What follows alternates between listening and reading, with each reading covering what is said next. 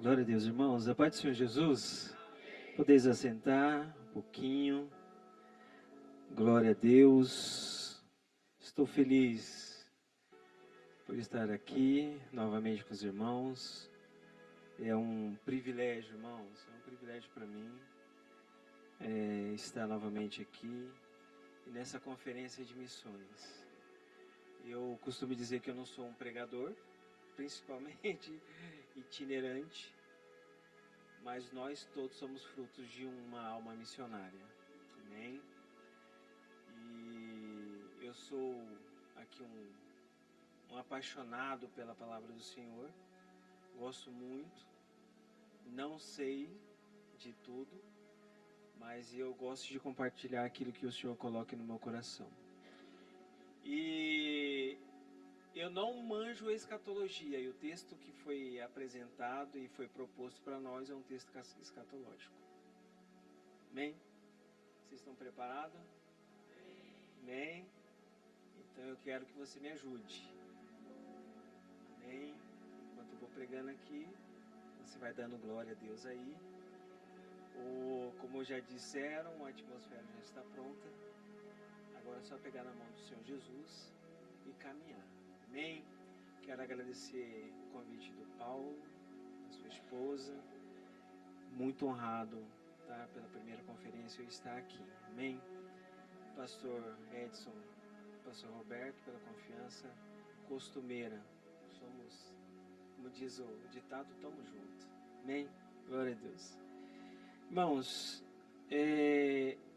Mateus, capítulo de número 24, versículo de número 14.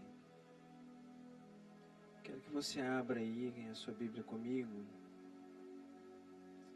Irmãos, eu sou pentecostal, tá? Eu sou pentecostal. Irmão Douglas veio com um zino aqui, que olha, se eu não tivesse frio, eu já tinha pulado, que ainda tô meio congeladinho ainda. Glória a Deus, eu amo esses hinos. Mateus 24, 14. E este evangelho do reino será pregado em todo o mundo, em testemunha a todas as nações. Então virá o fim. E este evangelho do reino será pregado em todo o mundo, em testemunha a todas as nações. Então virá o fim. Feche seus olhos, mais uma vez oremos. Pai Santo, Pai Eterno, Deus de glória, nós mais uma vez nos colocamos diante da Tua presença, Senhor. Somos gratos por tudo aquilo que o Senhor tem feito no nosso meio até agora. Mas, como sempre, eu peço a Ti, Senhor, que nenhum de nós saímos deste ambiente, deste lugar, sem ouvir e sentir a Tua presença, Senhor. Que o Teu nome seja glorificado mais uma vez. É isso que eu te peço nessa noite em nome do Senhor Jesus Cristo. Amém. Amém. Amém. Até que todos ouçam.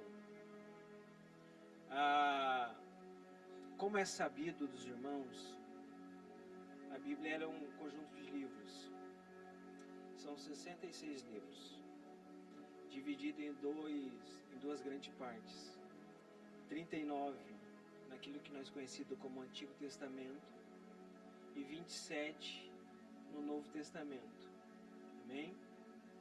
São aproximadamente 40 autores. Escritores. Autor é só um. São aproximadamente 40 escritores. O primeiro livro foi datado de aproximadamente 1500 anos antes de Cristo.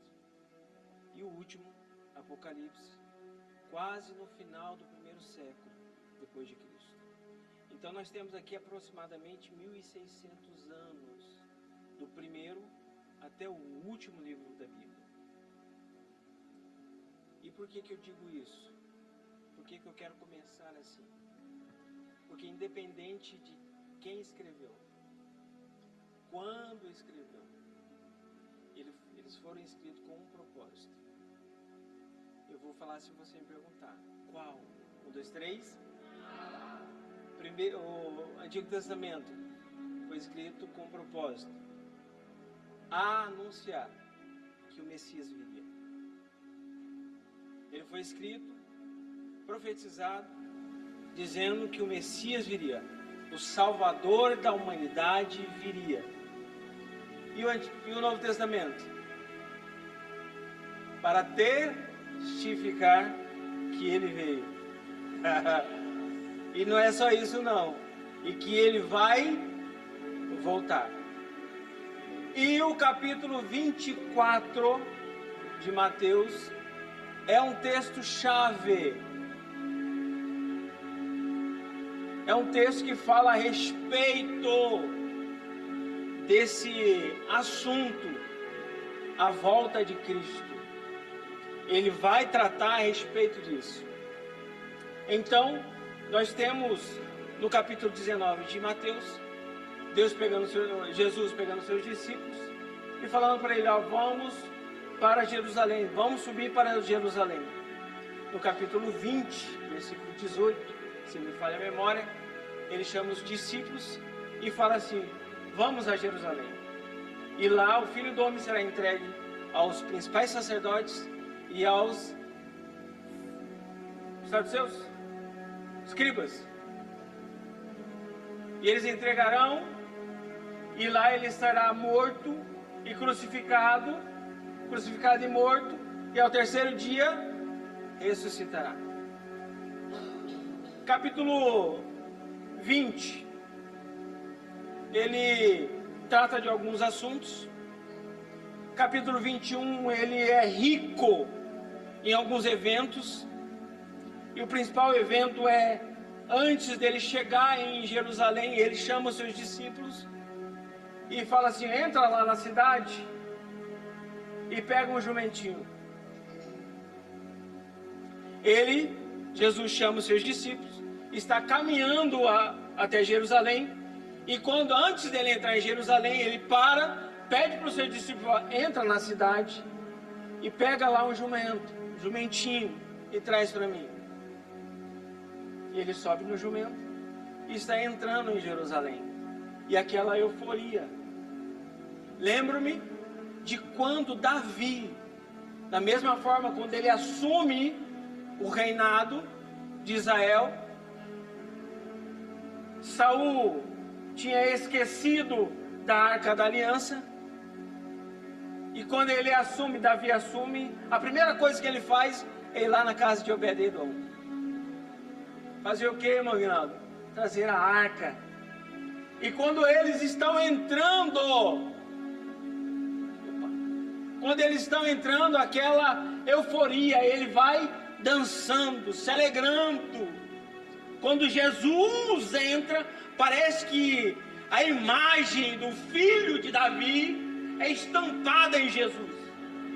E os homens e o povo começa aquela euforia: Hosana, Hosana, nas maiores alturas. No capítulo 22, 23, Jesus entra num embate com os fariseus, que vai até no final do capítulo 23. Capítulo 24, está Jesus com seus discípulos já em Jerusalém, e ele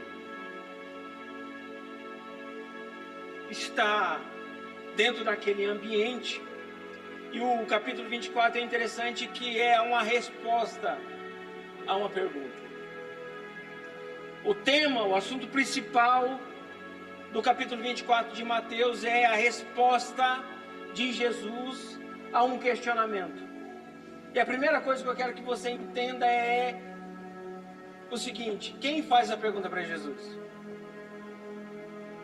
A primeira coisa que eu quero apresentar aqui nessa noite é: quem faz pergunta para Jesus? Quem faz a pergunta para Jesus, no versículo 1, diz que é os seus discípulos. O interessante é quem faz pergunta para Cristo é aquele que caminha com Ele. Só quem faz pergunta para Jesus e obtém resposta é quem caminha com Ele. Só quem está perto pergunta, não reclama. Só quem está perto entende. E quem são os discípulos? Os escolhidos. Olha só, a gente está falando e tratando sobre missão. E missão se inicia com aquele que é escolhido. Independente da história deles, eles foram escolhidos. Independente da situação atual deles, eles foram escolhidos. Independente se eles tinham cognição, inteligência, sabedoria, conhecimento, independente disso, eles foram escolhidos. Independente se eles tinham posse, riquezas, bens, eles foram escolhidos. Porque não depende de quem é escolhido, mas de quem escolhe. Esses que são escolhidos tiveram alguns privilégios. Eles que foram escolhidos viram os cegos começarem a enxergar. Aqueles que foram escolhidos, os discípulos, viram os coxos começarem a andar. Porque é privilégio de quem é escolhido, de quem é discípulo, de andar com Cristo. Tem privilégios. Eles tiveram o privilégio de verem os leprosos serem purificados. Só quem anda com Cristo tem privilégios, e eles tiveram o privilégio de ver mortos sendo ressuscitados. Eles, escolhidos, discípulos, tiveram a oportunidade de ver um dos melhores sermões de Cristo, que dizia assim: bem-aventurados os pobres de espírito, porque eles verão, porque o reino dos céus é deles.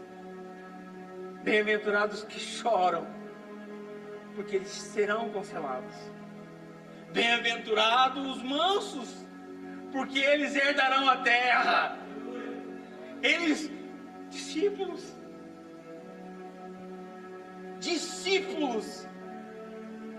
e esses discípulos estão com Jesus, saindo de um lugar. Que lugar é esse? O templo. Para os judeus era um lugar mais sagrado. É um lugar onde eram realizadas toda a cerimônia religiosa deles. É lá que eles levavam as suas ofertas, os sacrifícios. Era lá que a cerimônia acontecia. Jesus, quando ele chega lá e vê que o negócio não está bom, o que ele faz? Meu pai falou que ia aqui, seria casa de oração. Olha o que vocês estão fazendo. E eles saem daquele ambiente.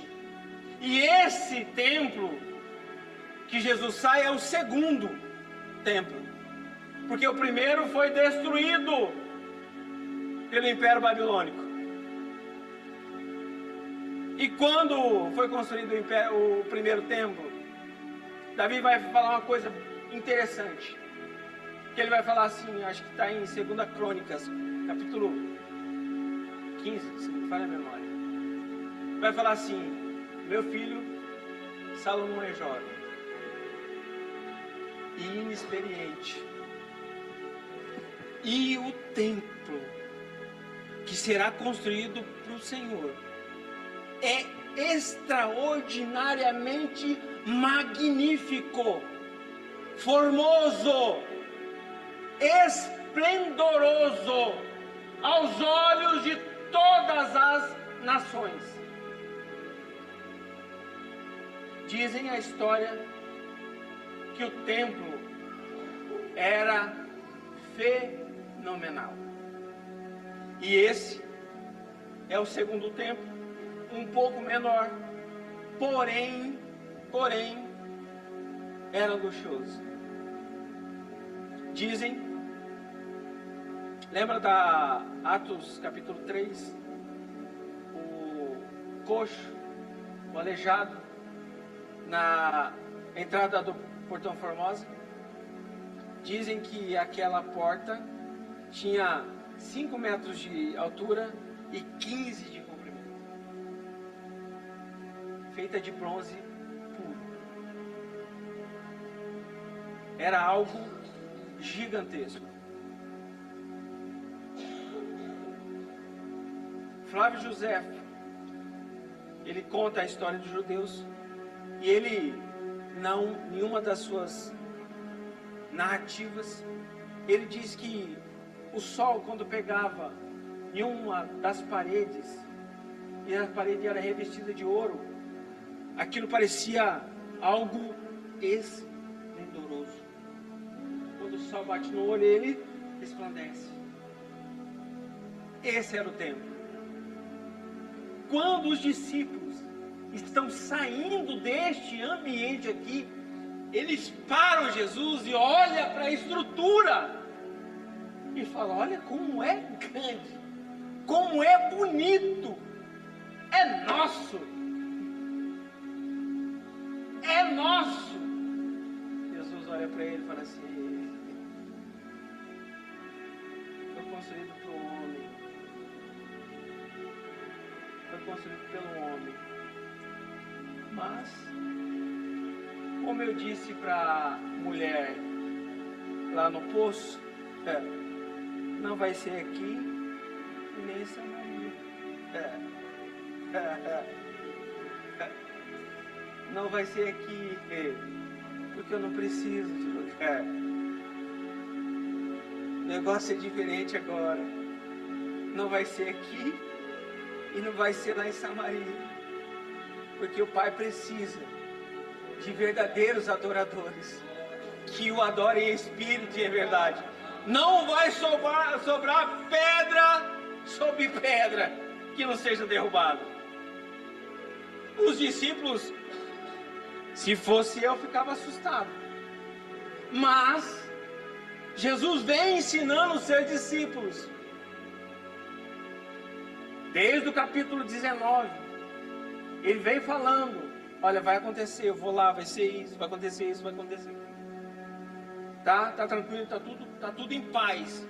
Ele chega aqui e fala: vai ser destruído tudo. E agora? Chega a pergunta: Senhor, quando vai acontecer tudo isso que o Senhor está falando? Quando? Eu preciso saber. Eu sou discípulo, caminho com o Senhor. Está na hora. Aí Jesus começa, a partir do versículo 3, narrar o que vai acontecer. Ele fala assim: ó, vai começar a surgir umas pessoas aí dizendo que sou eu. Cuidado para que eles não te enganem. Ó, vai começar uma nação se levantar contra a outra. O negócio vai ficar estreito. Ó, rumores de guerra vai acontecer, fome, peste. Mas fica tranquila, fica tranquilinho, não é o fim. Ó, o negócio vai ficar ruim, arrochado, mas fica tranquilo, que vai ter que acontecer. Mas, versículo 13, aquele que perseverar até o fim será salvo. Versículo 14, nós estamos com tudo isso borbulhando na mente dos discípulos, daqueles que foram escolhidos. O texto de Mateus 24 é a última semana de Jesus, os últimos dias de Jesus. E a lei dizia que pelo menos 3 vezes todos os judeus deveriam ir para Jerusalém para as festas: Páscoa, Pentecoste e Tabernáculo. Essa do capítulo 24 era a última Páscoa de Jesus. E seria uma Páscoa diferente. Era a última Páscoa dele. E era diferente. Por quê? Porque o Cordeiro de Deus seria sacrificado. Então eles estão em festa, chegam naquele ambiente, aquele tumulto. Jesus começa a debater com aqueles que ensinavam, que eram os fariseus, e Jesus fala assim: olha, ouvem eles, porque eles ensinam a lei, mas não façam o que eles fazem. Ele começa a debater: olha, cuidado, que vai ter gente dizendo que é meu, dizendo que é de Cristo, mas cuidado para que eles não te enganem. Será que isso que Jesus falou está diferente do século 21? Mas ele preparou discípulos. Ele escolheu para que esses não andassem como eles. E no capítulo 24, versículo 14, ele fala assim: e este evangelho do reino, e este evangelho do reino será pregado com um propósito. Qual propósito, irmão? Não. Ser testemunha.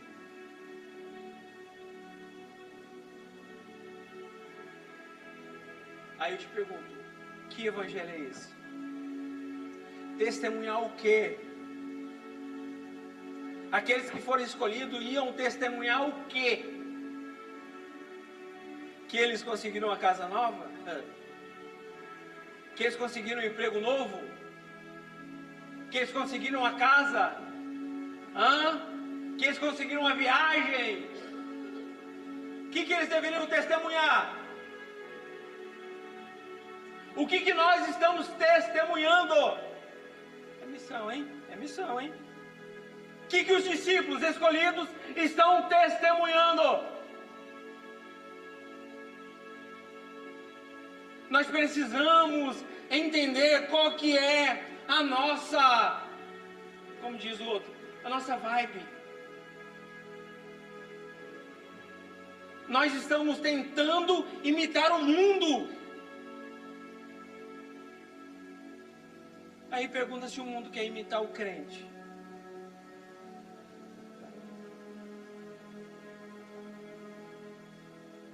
Nós estamos numa conferência de missões. E eu tenho aprendido ao longo do tempo que Deus não fala com quem não está aqui. Deus não fala com os ausentes. Deus fala com quem veio. E Ele está falando assim, ó, o evangelho do reino tem que ser testemunhado. Tem que ser testemunhado. E o que é testemunhar? As pessoas têm que ver em mim e em você uma transformação que só Cristo pode fazer. Só Cristo, irmãos.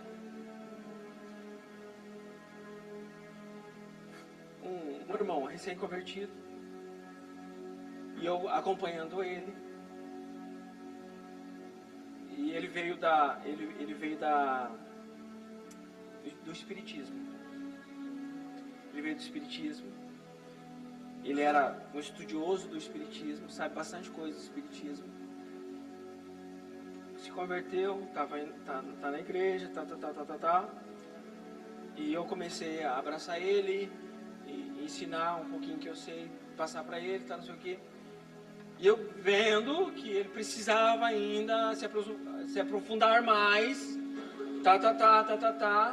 Só que o desejo dele era o microfone. O desejo da pessoa era o microfone. Era esse lugar elevado aqui. O negócio dele era esse. E você acredita que ele foi separado ao presbitério? Acho que tem uns... Irmãos, eu estou falando uma coisa que eu vivi. E por experiência, a pouca experiência que eu tenho, não está preparado para tal. Só que a pessoa fez tanto,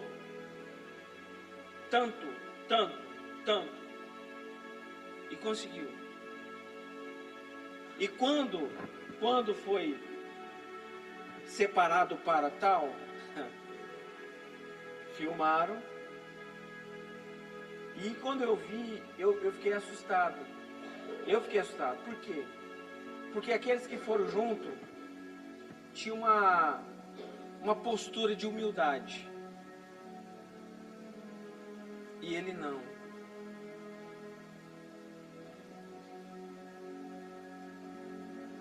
Porque parece, e a impressão que eu tenho é que a mensagem que ele está passando, a postura dele é: eu consegui, viu?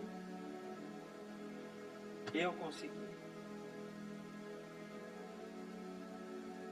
E tem muitos assim.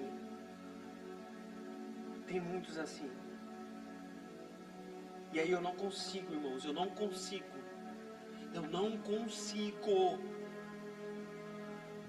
ver com os meus olhos um tratamento de alma. Porque o Evangelho é transformação de vida. Vida tem que ser transformada, mudada, alterada. Sabe o milagre da água sendo transformada em vinho? Você sabe por que ela está lá? Porque é o primeiro milagre que Cristo faz com quem anda com Ele. Transforma água em vinho. Do pecador no santificado. A primeira coisa que deve acontecer comigo e com você é uma transformação. Irmãos, que o nosso DNA seja transformado. Senão não tem como eu testemunhar. E o testemunho aqui é, no contexto do capítulo 24, versículo 14, é dizer para eles que o Evangelho tem benefícios. E qual benefício é esse? Se perseverar até o fim, será salvo. Se perseverar até o fim, será salvo. Eles tinham isso impregnado, a ponto de: não sou eu quem vive, mas Cristo vive em mim. E o viver que agora vivo, não vivo por mim, mas vivo por amor a Ele. O que está acontecendo aqui no capítulo 14 é o seguinte: Jesus disse: olha, vai acontecer terremoto, guerra,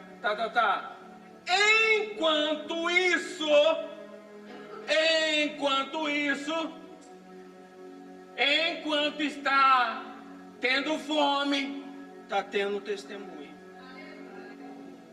Porque o versículo 14 começa com uma conjunção.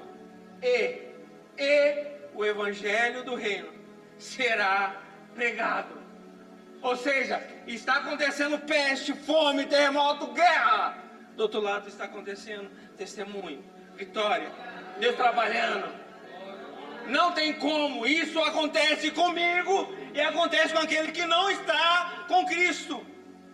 Porém, nós devemos estar passando por luta, testemunha. Está passando por guerra, testemunha. Está passando por fome, testemunho. Porque o evangelho é isso daqui, irmãos. O evangelho do reino é isso daqui. Uma hora está ruim, outra hora é só glória. Uma hora está choro, outra é só vitória. Uma hora eu estou chorando, pelejando, outra hora eu estou andando nas asas dos anjos, dos querubins. O testemunho que nós como igreja devemos passar aqui. Ao soar da trombeta, ao soar da trombeta, ao soar da trombeta, nós o veremos descer nas nuvens. Aleluias, aleluias. E quando ele vier, ele vai enxugar dos nossos olhos todas as lágrimas. E aonde ele vai nos levar? Lá não haverá tristeza, lá não haverá dor, lá não haverá pranto. Aleluias! Oh, aleluias! Glória a Jesus. Que hora que nós temos aqui? Que hora que nós temos? Já passamos do horário. Prepara um louvor aqui para nós. Prepara um louvor, irmãos.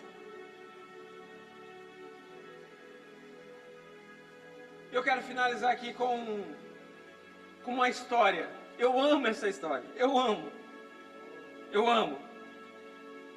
Quando Paulo me mandou a mensagem, já veio essa história. Acho que foi a história de missões que mais me impactou. Que é a história do Conde Zinzendorf.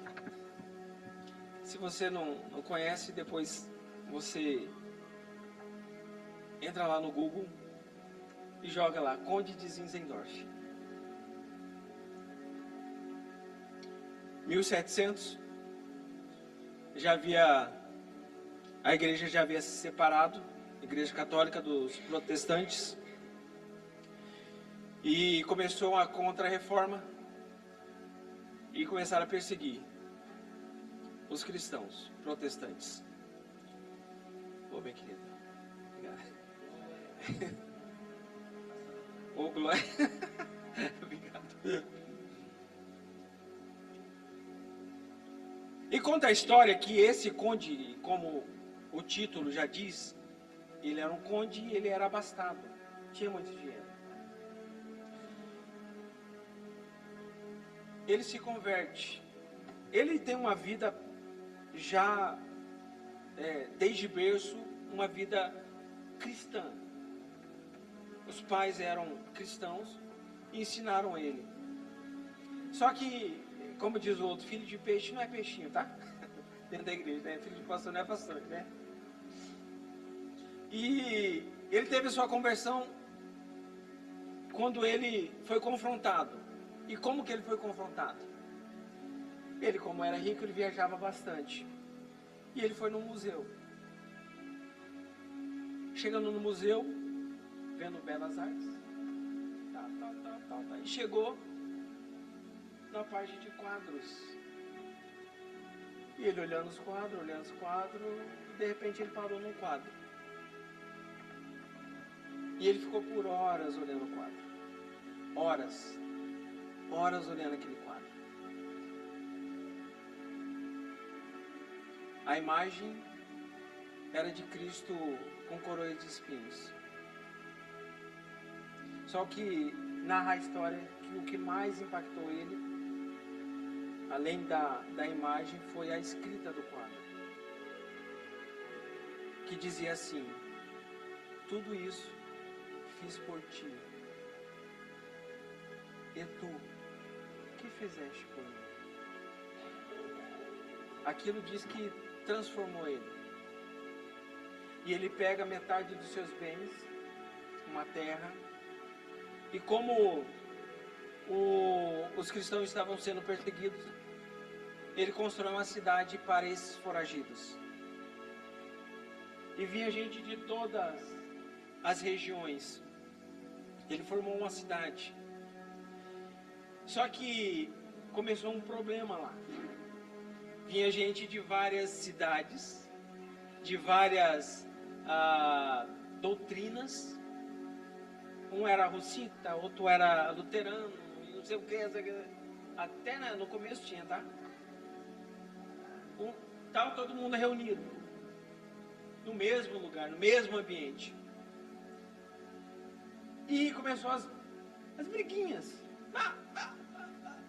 Não tem, né? Tinha lá, hoje não tem mais.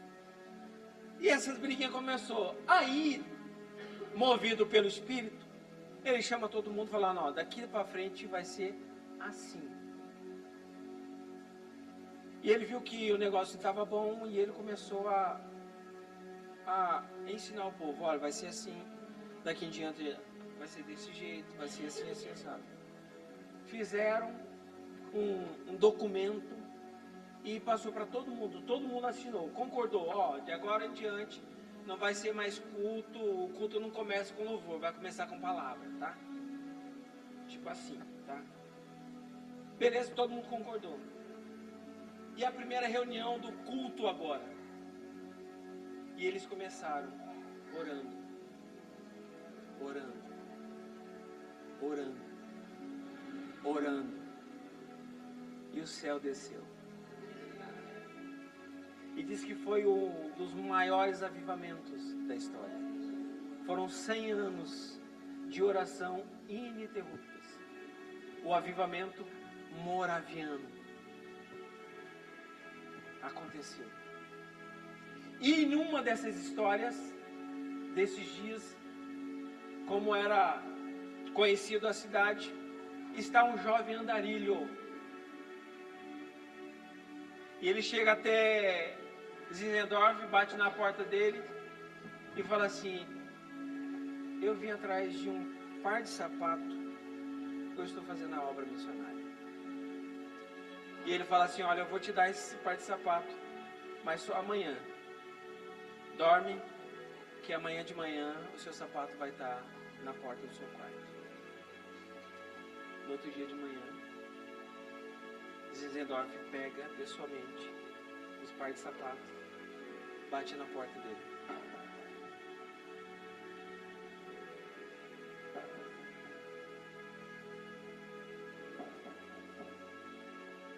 Ninguém abre. Ele abre a porta, cama arrumada, com um bilhetinho.